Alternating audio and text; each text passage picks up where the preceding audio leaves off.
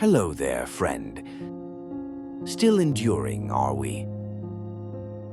That ancient creed of resilience and reason whispers to us that we must endure, that we must rise above the chaos of emotion and circumstance to grasp at some higher rationality. It teaches us that the universe is vast and indifferent, that our struggles are but the fluttering of a moth against a lantern's light. And yet, it is in this indifference that I have found not solace, but dread. The Stoics say, focus only on what is within your control. Yet, to peer into the void of control is to confront the terrible truth. They demand we build fortresses of will against the ceaseless tide of existence, but these fortresses are founded on sand. The self is not a monolith, as the Stoics so optimistically suggest, but a fracturing shard, cast adrift in an ocean whose depths we cannot comprehend. For years, I sought to embody the Stoic ideal.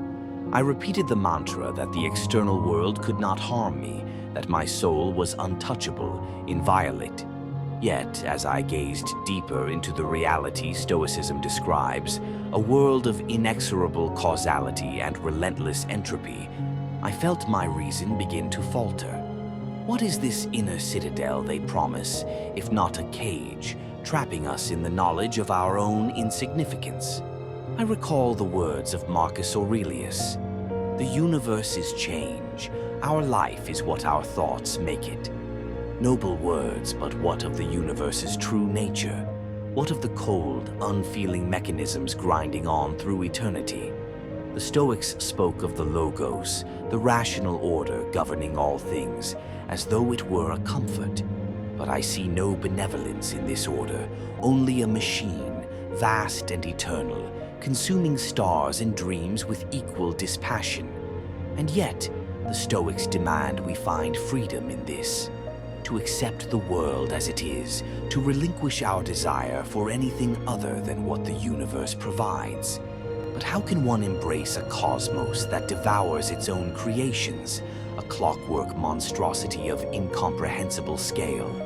The more I studied, the more the mask of Stoicism's calm rationality began to slip, revealing the abyss beneath. It is not courage they teach, but resignation. Not mastery, but submission to the horror of cosmic indifference. I sought peace, but I found only the echoing silence of a universe that does not care. And in that silence, a darker truth took shape. Perhaps it is not the universe that must bend to our will, but we who must dissolve into its uncaring embrace. Is this, then, the true goal of Stoicism? Not to conquer the chaos, but to become it. To stare into the abyss of fate and, in doing so, lose all semblance of the self we once clung to so desperately. These are the thoughts that haunt me as I sit alone under the vast, uncaring sky. The Stoics tell us to live in harmony with nature, but I see now that nature is not our friend. It is a force, ancient and unknowable, pulling us inexorably toward an end we cannot escape. And yet, despite the terror, there is a strange solace in this realization.